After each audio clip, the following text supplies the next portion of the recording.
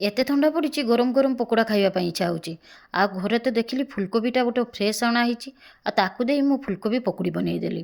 ଗରମ ଗରମ ପକୁଡ଼ି ଆଉ ତା ସହିତ କପେ ଚା' ହେଲେ କେମିତି ଲାଗିବ। ସମସ୍ତଙ୍କୁ ବସେଇଦେଲି, କହିଲି ରୁହ ରୁହ ମୁଁ ଟିକେ ଗରମ ଗରମ ପକୁଡ଼ି ନେଇ ଆସୁଛି। ଏପଟେ ଗ୍ୟାସ୍ରେ ଗରମ ପାଣି ବସେଇ ଦେଇକି ଟିକେ ଲୁଣ ଦେଇଦେଲି, ଆଉ ଫୁଲକୋବି ଗୁଡ଼ାକୁ ଟିକେ ପକେଇଦେଲି। 5ରୁ 10 ମିନିଟ୍ ପର୍ଯ୍ୟନ୍ତ ଫୁଲକୋବି ଗୁଡ଼ାକୁ ଟିକେ ଗରମ ପାଣିରେ ରଖିଦେଇଥିଲି। ତାପରେ ଝଟପଟ କିନା ବେଲା ନେଇଗନି, 2 ଚାମଚ ବେସନ ଦେଇଦେନି, କର୍ଣ୍ଣଫ୍ଲୋର ଦେଇଦେନି, ଲୁଣ ଦେଇଦେନି, ଟିକେ ହଳଦୀ ଆଉ ଜିରା ଗୁଣ୍ଡ ଲଙ୍କାଗୁଣ୍ଡ ଭଜା ଦେଇଦେଇଛି। ତା ସହିତ ଲଙ୍କାଗୁଣ୍ଡ ଦେଇ ଭଲକିନା ଗୋଲମରିଚ ଗୁଣ୍ଡକୁ ବି ଦେଇଦେଇଛି। ଭଲକିନା ମିକ୍ସ କରିଦେଲି, ଭଲକିନା ଚାମଚ ସହିତ ମିଶାଇଦେଲି ସବୁ ଜିନିଷ, ଆଉ ଅଳ୍ପ ଅଳ୍ପ ପାଣି ଦେଇ ଗୋଟେ ବଢ଼ିଆ ବ୍ୟାଟର ବନେଇଦେଲି। ଯେମିତି ପ୍ରୋସେସ୍ କରୁଛି ସେମିତି ଭୋକ ବି ଲାଗିଯାଉଛି, ଆଉ ଇଚ୍ଛା ହେଉଛି କେତେବେଳେ ମୁଁ ଫୁଲକୋବି ଗୁଡ଼ାକୁ ତେଲରେ ଭଲକିନା ଭାଜି ନେବି। ଏପଟେ ବ୍ୟାଟର ତିଆରି ହେଇଯାଇଛି, ଆଉ ଫୁଲକୋବିକୁ ବି ମୁଁ ବାହାର କରିକି ରଖିଛି। ଗୋଟେ ଗୋଟେ ଫୁଲକୋବିକି ନେଇ ବ୍ୟାଟର ଭିତରେ ବୁଡ଼ଉଛି, ଗରମ ଗରମ ତେଲ ଭିତରେ ଦେଇ ଭାଜି ନେଉଛି। ପୁରାପୁରି ପହଁରୁଛନ୍ତି ଦେଖନ୍ତୁ ଫୁଲକୋବି ଗୁଡ଼ା ତେଲରେ। ଏପଟେ ହେଇଯାଇଛି ଫୁଲକୋବିଟା ପୁରା।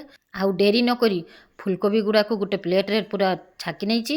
ଏବେ ଗୋଟେ ମସଲା ତିଆରି କରି ନେବି। ସେଟାରେ କ'ଣ କ'ଣ ଦେବି, ଟିକେ ଚାଟ୍ ମସଲା, ବିଟ୍ ଲୁଣ ଆଉ ଭଜା ଜିରା ଗୁଣ୍ଡ ଦେଇ ଫୁଲକୋବି ଉପରେ ଯେମିତି ମହାକୁମ୍ଭ ମେଳାର ଫୁଲ ଗୁଡ଼ା ଉପରୁ ଏରୋପ୍ଲେନ୍ ଦେଇ ବିଛଉଛନ୍ତି, ମୁଁ ସେମିତି ତାପରେ ଟିକେ ବିଛି ଦେଉଛି। ଏବେ ହେଇଯାଇଛି ମୋର ପୁରା ଗରମ ଗରମ ଫୁଲକୋବି ପକୁଡ଼ି। ଆପଣମାନେ ବି ଗରମ ଗରମ ଏଇ ଫୁଲକୋବି ପକୁଡ଼ି ବନାନ୍ତୁ, ଘରରେ ସମସ୍ତେ ମିଶିକି ଖାଆନ୍ତୁ। ଦେଖନ୍ତୁ ତ ଫୁଲକୋବି ପକୁଡ଼ିଟା କେମିତି ଗରମ ଗରମ ପକୁଡ଼ି କମ୍ପ୍ଲିଟ୍ ହେଇଗଲା। ଏବେ ଚାଲନ୍ତୁ ବସିଯାଇ ଏଇ ଗରମ ଗରମ ପକୁଡ଼ି ଖାଇବା ପାଇଁ। ଏମିତି ବନାନ୍ତୁ ଆଉ ସମସ୍ତେ ଖାଆନ୍ତୁ। ଯିଏ ଖାଇଥିବ ତାକୁ ତ ବହୁତ ବଢ଼ିଆ ଲାଗିବ, ଆଉ ଯିଏ ନ ଖାଇବ ବୋଲି କହିବ ସିଏ ତ ଲସ୍ ହିଁ କରିବ। ସମସ୍ତେ ଏମିତିକା ଗରମ ଗରମ ଫୁଲକୋବିରୁ ପକୁଡ଼ି ବନେଇନି ସମସ୍ତେ ଫୁଲ୍ ଫ୍ୟାମିଲି ବସିଯାଇ ଗରମ ଗରମ ଚା' ସହିତ ପକୁଡ଼ିର ଆନନ୍ଦ ନିଅନ୍ତୁ। ଏଇ ପକୁଡ଼ିର ରେସିପିଟା ନିହାତି କରନ୍ତୁ।